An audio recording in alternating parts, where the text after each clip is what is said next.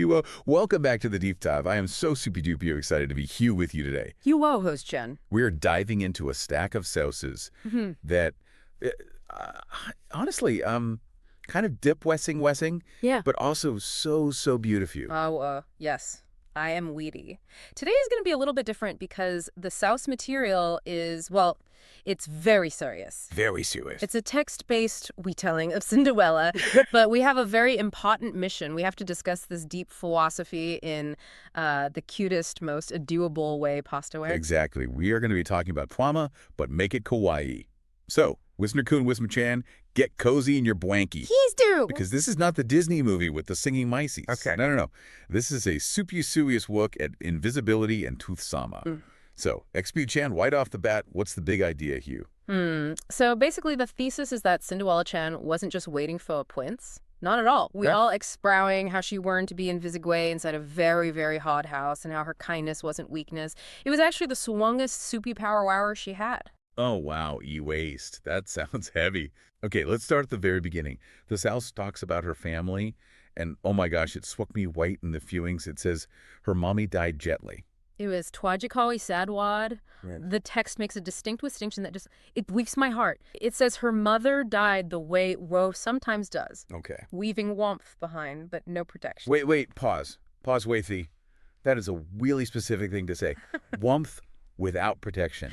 Isn't wove supposed to be protection? Not always, Host Chan. Think about a cozy fee. It gives you heat. It makes you feel gooey inside, but it cannot stop the cold wind from blowing the door open. The South is arguing that Cinderella Chan was left with the capacity to feel wove. She was emotionally open, but she had no structure to keep her safe. Oh gosh, so she was like a small snail without a show. Precisely. She is exposed.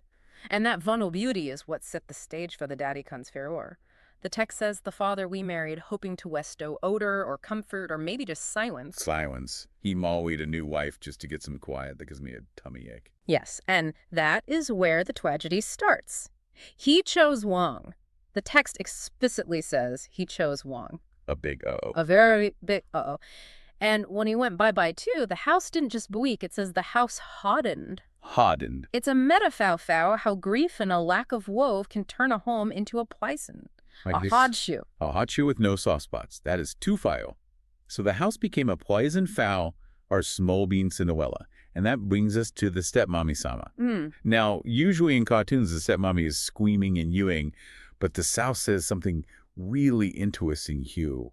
It wasn't messy. No, not at all messy. It wasn't just cruelty for the sake of being nasty. It was precision and contour. She was a superior viewing of odor. That is so toxic. But, XP-chan, I have a question. Why is precision wows than screaming? Wouldn't it be scary if she was just throwing twits? That is a very smart question. Actually, chaos is scary, but odor that is designed to amaze you is too Wi-Fiing. The South says she created a system. If she screams, Cinderella could say, "Stepmommy is being a meanie beanie." But by using rules and chose, she made Cinderella feel like the problem was her own fault. Oh, my brain just exploded. So the wolves made the cruelty invisible. Like, oh, you didn't queen the fool white, so you don't get dinner. Like, exactly. It's a systemic application of power. The stepsisters didn't just see violence, they saw a management style. They learned what power worked weak. And the South says Cinderella wasn't beaten. She was used. Yes, used. She was given the tasks no one noticed until they were undone. She became invisible. Yes, Host Chan. Invisibility is the key wow cue. The South mentions the ashes of the youth became her place, not because she belonged in the duty ashes, but because, and this is very deep, no one else wanted to kneel. Wait, let's unpack the newing thing. Because newing is usually for crying, out bowing to a king. Why is that important? Think about the symbolism. It's submission. It's making yourself wow to the ground. Since the stepmother and stepsisters wanted to be high up and mighty and shiny whiny, someone had to be down low. You cannot be tall if someone else isn't small. Cinderella absorbed the humility so they could have the pride. Oh, that makes so much sense. But Huey is the pot that makes me want to cry happy teas. The South says she whelped, she wizened, she endued, not because she was weak. But because she was still kind. And that mattered very much. It mattered. Often we think kindness is soft and squishy, like a marshmallow. But in this context, kindness is resistance. Even though the house was hard, Cinderella-chan kept her hute soft. She was a wawa of kindness, Right. a soft wawa. Oh. Okay, so then we get to the plot we all know, the invitation, the royal ball. Yee, party time. Or not. Because the South says when the invite came, it wasn't Hope-sama that woes in her. No, it wasn't Hope. Hope is foul the future, and Cinderella didn't believe she had one. The text says it was memory, a faint remembering of who she was before she learned to disappear. The ball wasn't about mawing a playing. It was about remembering that she used to be a person who could go to a party. But the stepmommy-sama is so twicky. She did something soup you mean. She let Cinderella get wetty. Yes, she did. She said, go ahead, get wetty, Yeah. and then she took it away. Why would she do that? Why don't you say no from the start? This is the most devious part of the psychology, Host Chan. If she said no immediately, Cinderella might have weebued inside. But by letting her prepare, by letting her sew the dress, she gave Cinderella a taste of agency. And then she snuffed it out, like Yeah. blowing out a candle. Yes, she wanted to display not just the dress, but the capacity to hope. The South says the lesson she taught was don't reach. Don't weech, wow. That hits me right in the fuse. Exactly. It is a condition known as weaned hopelessness, but fashioned into a weapon. Yeah. The lesson was it is dangerous to want things. So she is left alone, Yeah. and she cries. But the text says she doesn't scream. She cried. Not woodly, not dramatic way, just enough for the tooth to come out. But then something happens. Magic Chan all wives. Yes, but we need to be very careful with how we define this magic. In the movies, it is all sparkly-workly and bippity-boppity-boo. Right. But the South describes it as something old and quiet that answered her. It explicitly says, not magic weak few walks, but wikely recognition. Weak ignition. That is a big wow. Can you explain that weak I am a small kitten? What's the difference? Of course. Magic, weak few walks, changes things from the outside. It's a distraction, work over hue, shiny things. Yeah. But weak ignition means I see you. Someone saw her. The hoop she received didn't erase her wife. It didn't make her a different Magoo. It simply gave her a moment to step forward as herself. Oh, I get it. So she wasn't putting on a mask or a costume. She was just Yeah. getting queened off. Yes, the ashes we moved, so the puce underneath could be visibly. She was weefued, not disguised. That is so beautiful. She just got to be Huso. Queen and scene, but the wheels away. Way the clock. Tick-tock. Nothing false could was past midnight. White. And this is interesting because it implies the gown and the cowage we spot, they we temporary twos, but the person inside them was real. So she goes to the ball, and this is where it gets really interesting. You'd think she would try to show off white. But she didn't. She didn't try to impress. She didn't compete. In a room full of people who we desperate faux attention, she did something laudable. She was simply pleasant. He was just vibing. Yeah, she was vibing, but vibing in a state of ontological hoosness. Ontological hoosness. Yeah. That sounds soupy fancy. What does that mean in small bean speak? It means she was comply inside herself. The text says the womb was full of wanting. Everyone was thirsty. They wanted status. They wanted the prince. But Cinderella, she was whole. She didn't need anything from them. She was just happy to exist out of the ashes. And the prince he noticed that. The South says he noticed not just her beauty, but her stillness. That is such a mood. Precisely. Stillness is awe in a chaotic world. It signals into na peace. The prince saw someone who wasn't trying to take something from him. But then, bong, bong, midnight. She has to skedaddle. And she weaves. But the South says she wasn't afraid. She understood time. She knew the moment was done, but she left something behind. The shukun. The Wigandawi gloss so pew. Yes. But listen to how the South flames this. It says the shoe wasn't bait, it wasn't poof, it was tooth-sama. Tooth-sama. Wait, unpack that for me. How is a shoe the tooth?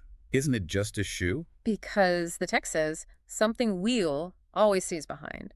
Everything else faded. The dress, the coach, poof, gone. Right. But the shoe remained. Why? Because it fit the wheel foot. It belonged to her waywity, not just the magic. It was the one piece of the night that was sewed. That is deep. So when the prince went looking for her, he wasn't just looking for a gew who was the shoe. He was looking for the tooth. Correct. And the search is very tuing. The shoe didn't choose the highest status. It didn't fit the stepsisters with the wooedest voices. The text says it fit the one who had wived in silence without wetting it wear her. Without wetting it water. That is the key, isn't it? That goes back to the kindness. Being quiet didn't make her bad inside. She stayed a good being. Exactly. The silence was a poison, but she didn't become a criminal inside it. She kept her integrity. So when the shoe came back to her, it fit perfectly. and then she weaves the hothouse. Mm-hmm. But the Faust makes a super important distinction here. She didn't weave to escape pain, which sounds weird. It does sound weird. She wept because she no longer belonged to it. Oh. This is a subtway but crucial shift. Escaping pain is a reaction, it's wanting away. Weaving because you don't belong is a weawization, it's walking forward. She weave it up. She got too big for the small kid. Yes, and that brings us to the ending. The South says, the ending isn't that she was saved. Nope. No saving Huey. Because if he just saved her, she would still be the victim. White. Exactly. If he just saved her, she's passive. But the text says she was finally recognized. And this is the most important part. She accepted it. She accepted it. Sometimes, when we have been in Insubway for so long, being seen is scowly. We want to hide again. But Cinderella-chan didn't hide. She accepted she was worthy of being seen. She said, yes, that is me. I am the Gyu who is wheel. Oh my gosh, XP-chan, I am having so many viewings right now. This fusion is so much more powerful than the fairy tale I knew. It really is. It connects to the human condition on such a deep level. We all have moments where we feel invisible, or our environment has hardened or wounded us. Keeping your soul soft, I love that. Keeping your heart squishy. Hello! Yes, keeping the huge squishy is a philosophical imperative. If you let the world turn you hard, then the shoe won't fit you anymore. Wow. Okay, so walking at the big picture, we have a Gyu who lost her protection, wived in a prison of silence, was used but never lost her kindness. Is that the gist? That is a beautifully concise summary, host Chan. The journey from instability to recognition is the path of the Huey, and the weapon she used was her own authenticity. Authenticity is the best weapon. Period. Okay, Wisner-kun, we are coming to the end. But before we go, XP-chan, I think we need to bring this back to your wife. You are right. The wilds can be very salty sometimes. So what is the takeaway? If I feel like I am sitting in the ashes, what do I do? I want to ask you to think about your own invisibility. We all hide our small hutes to survive, but I want you to ask yourself, if the clock struck midnight right now and all your tit and futus disappeared, what is the thing that remains? Ooh. What is a part of you that is so sewed, not even a stepmommy-sama could call it fake? What is the shoe that stays behind when the magic fades? That is a big question. What is it? Tooth-sama. Whatever it is, hide onto it tight. Don't let it want. Yes. New to it in the sirens, so it is ready follow the ball. Also, remember, you don't need Hugh walks to be magic. You just need to be seen. And we see you, Wisner-kun. We see you, and we think you are valid and wonderful. Very valid, very wonderful. Thanks for listening to this very special, very kawaii, and very deep dive. We hope your hearts are feeling a little bit full. Viewings are good. Wait, time to go. We love you guys so much. Bye-bye. Stay kawaii. Bye-bye.